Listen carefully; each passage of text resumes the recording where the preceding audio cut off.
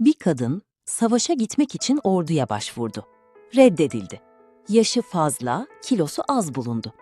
Yılmadı, başka bir yoldan girdi. Karşısına o güne kadar hiç görmediği bir şey çıktı. 15 metreyi aşan, binlerce parçadan oluşan devasa bir makine. Yıllar sonra bu makinede bir arıza oldu.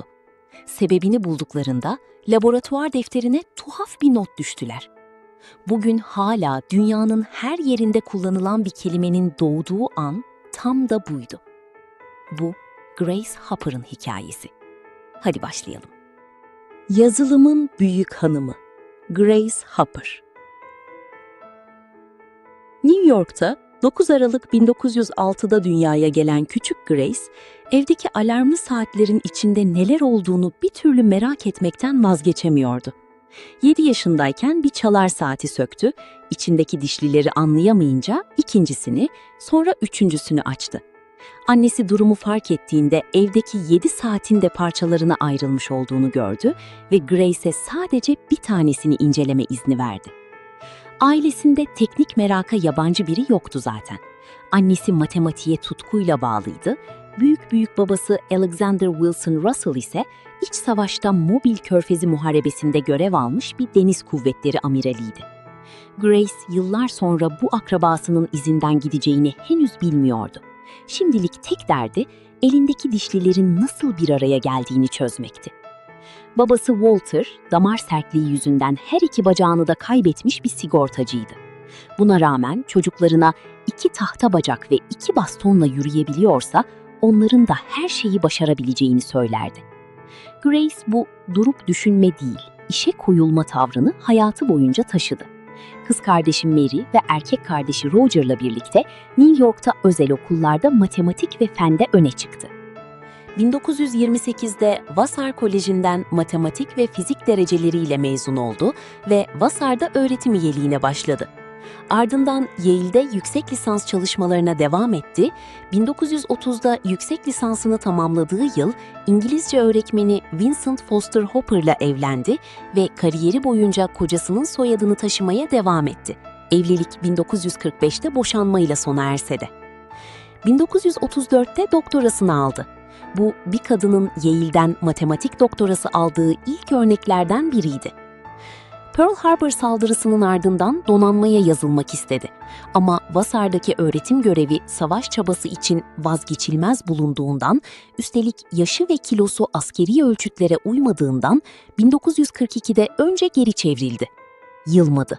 1943'te Deniz Kuvvetleri Yedek Birliği'ne, Waves'e kabul edildi, Massachusetts'teki Smith College'da verilen subay okulunu sınıf birincisi olarak tamamladı ve 1944'te teğmen rütbesiyle Harvard Üniversitesi'ndeki cephanelik hesaplama projesine gönderildi. Kendisi aslında kod çözme birimine atanacağını sanıyordu. Oysa karşısına o güne dek görülmemiş bir makine çıktı. Howard Aiken'ın tasarladığı 15 metreyi aşan uzunlukta ve 3300 elektrikli röle ile çalışan Mark I.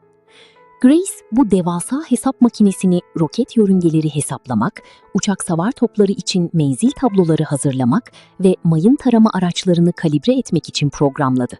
Aynı zamanda makinenin 500 sayfayı aşan kullanım kılavuzunu kaleme aldı. Savaş bitince Harvard'da araştırma görevlisi olarak kalan Grace, Howard Aiken'ın ekibiyle bu kez Mark II üzerinde çalıştı.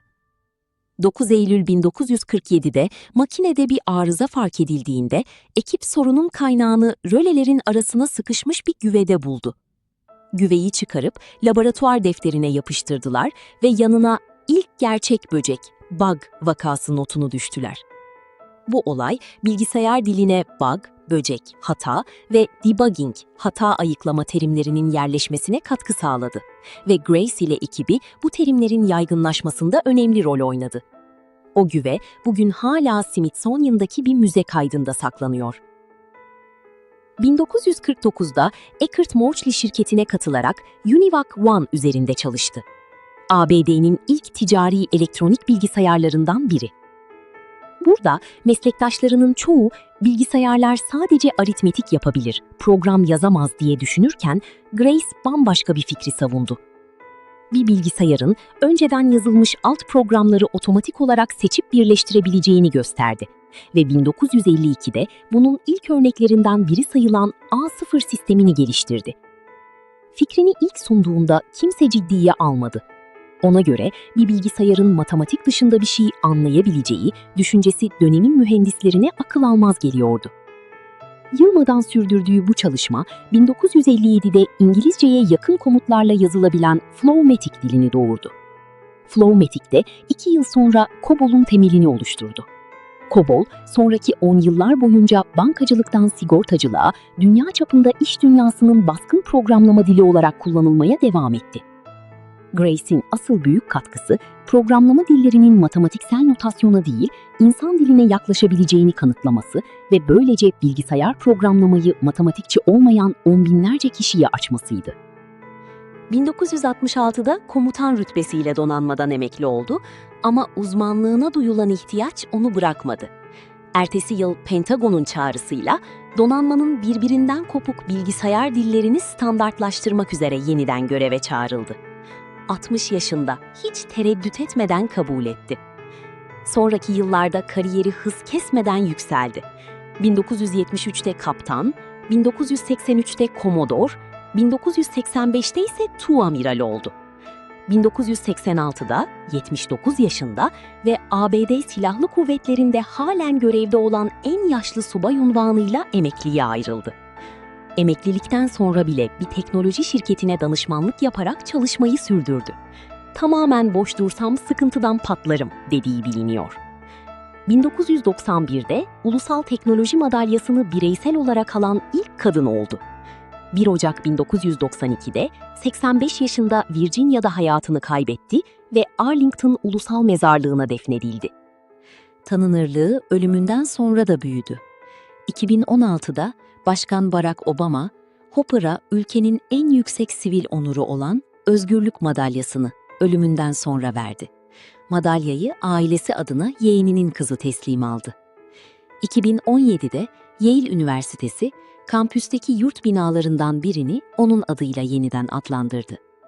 2024'te ise IEEE, Pensilvanya Üniversitesi'nde Hopper'ın öncü A0 derleyicisini andığı bir plaket törenle yerine kondu.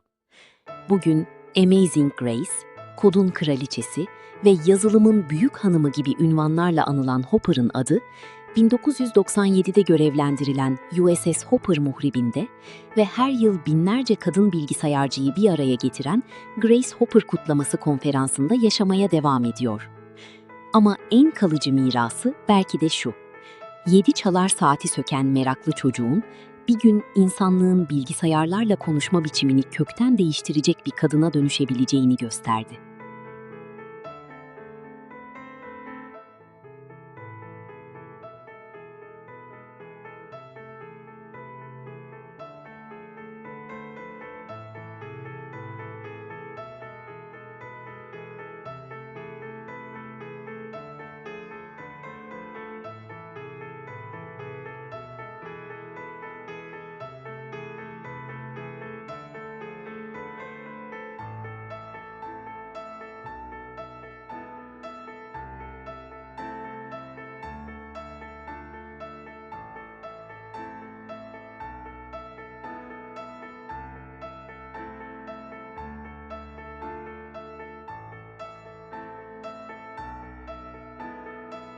Bu, tarihin sessiz bıraktığı ama unutulmayı reddeden kadınlardan birinin hikayesiydi.